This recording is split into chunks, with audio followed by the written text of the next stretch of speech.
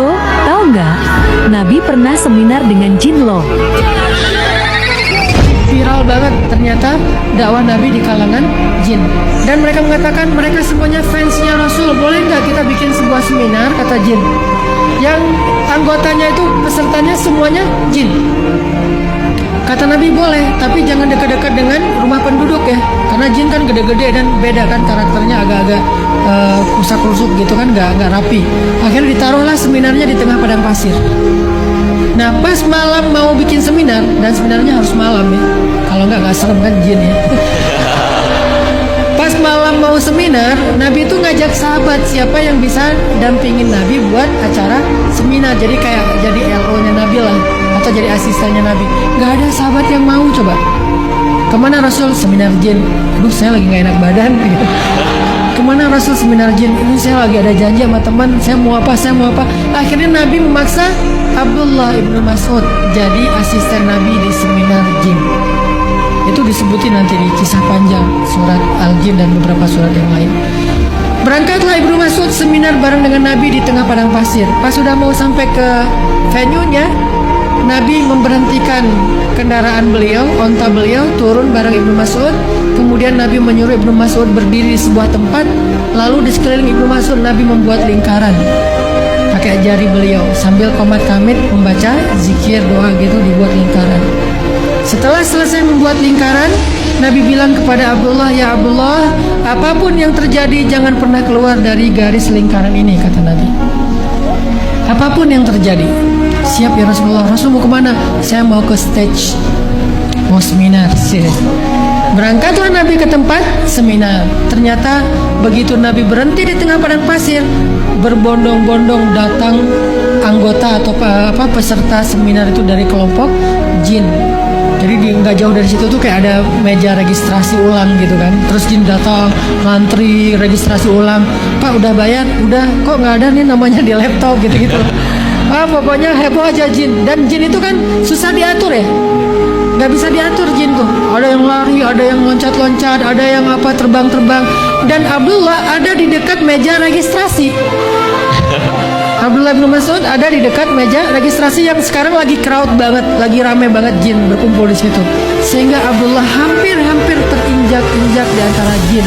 Gede-gede tuh jinnya. Ada yang bertanduk, ada yang mirip hewan, ada yang segala macam. Abdullah ngeliat ngeri banget pemandangan waktu itu. Suaranya riuh luar biasa, lebih daripada riuhnya pasar dan konser, riuh banget. Dan kata Abdullah, hampir saja saya lari karena ketakutan. Kalau saya tidak ingat dengan pesan Nabi, jangan keluar dari garis yang Nabi buat. Bertahan aja di situ, sambil tutup mata, segala macam, tutup telinga, saking riuhnya jin. Pas jin udah berkumpul rame, Abdullah tidak bisa melihat Rasulullah karena ukuran jin kan gede-gede ya. Nabi ada di tengah, jin itu kayak bertawaf. Pokoknya suasananya serem banget. Ini lebih daripada cerita Harry Potter, Lord of the Ring. Pokoknya gitu-gitu, ngeri tuh. Setelah lama, mungkin seminarnya kurang lebih 1,5 jam, kemudian ada tanya jawab gitu, selesai. Udah beres tanya jawab, jin satu persatu bubar, terbang balik lagi ke negerinya. Tinggal beberapa kelompok jin yang masih curhat sama Nabi, karena sesi tanya jawabnya bertahap. Nah, Abdullah dari jauh kan nggak kedengaran ya suaranya dari kejauhan. Apa kok ada jin yang datang ke Nabi terus berangkat balik lagi, datang lagi balik lagi. Selesai semuanya, tiba-tiba Nabi naik turun di atas bukit, balik bawa beberapa barang kayak batu atau kayak tulang-tulang gitu. Beres semuanya, jin udah pada pergi, Nabi balik. Nabi terlihat sangat lelah karena nggak gampang mendakwahi jin.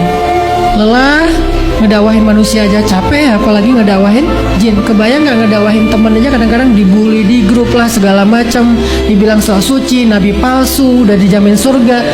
Nah ini apalagi jin nih.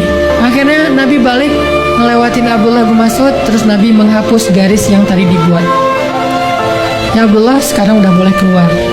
Apa yang terjadi Abdullah? Ya Rasulullah, kalau nggak ingat dengan pesan engkau, saya sudah lari tadi. Kata Rasulullah, seandainya kamu keluar selangkah saja dari garis ini, maka kita nggak akan ketemu lagi sampai hari kiamat.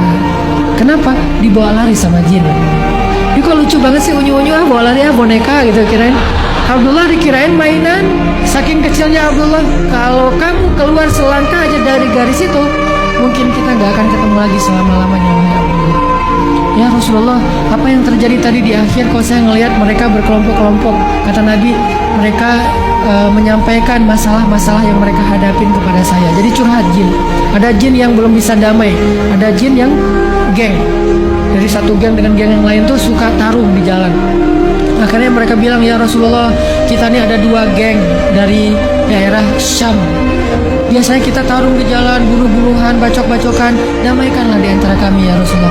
Akhirnya Nabi menjabatkan tangan jin, mendamaikan mereka, bersaudara antara 2 geng jin. Gak tahu apa geng motor, apa geng apalah, pokoknya geng aja. Pulang. Terus ada lagi jin tua-tua, kurus-kurus gitu. Ternyata jin apa? Jin berasal dari negeri yang sedang musim kemarau dan paceklik. Ada kayak gitu. Mereka curhat, ya Rasulullah, di negeri kami kurang makanan, kami sering kelaparan, anak-anak kami gizi buruk, malnutrisi, gitu-gitulah. Kayak sekarang di mana tuh? Di Yaman, di Suriah gitu kan, atau di Afrika. Maka akhirnya Nabi naik ke atas bukit-bukit padang pasir, nyari apa? Nyari tulang belulang. Dikumpulkan nama Nabi kayak kita nyari kayu bakar, ditaruh di depan jin. Kata Nabi, mulai sekarang tulang adalah makanan kalian. Maka sejak saat itu tulang adalah makanannya jin sampai sekarang. Makanya kalau teman-teman yang senang off-road, hati-hati kalau lagi di hutan di mana, kalau mau buang air, perhatikan kalau ada tulang jangan, karena itu dia lagi dinner. Bayangin orang lagi enak-enak dinner kita siram, sebel nggak sih? Nggak usah jin yang temperamen ya, manusia aja digituin kan pasti dipukulin tuh, dikeroyokin. Jadi wajar kalau pulang-pulang dari sana tuh hilang akal lah atau apalah segala macam. Tiba-tiba jadi orang kayak setengah sadar atau digodain sama jin, disantet sama jin. Kenapa? Karena kita orang lagi enak-enak makan digangguin. Maka perhatikan, karena tulang adalah makanan jin sejak zaman Rasulullah SAW sampai hari kiamat.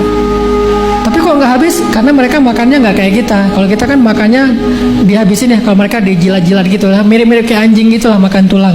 Apa menjilat tulang, ini yang terjadi pada Rasul.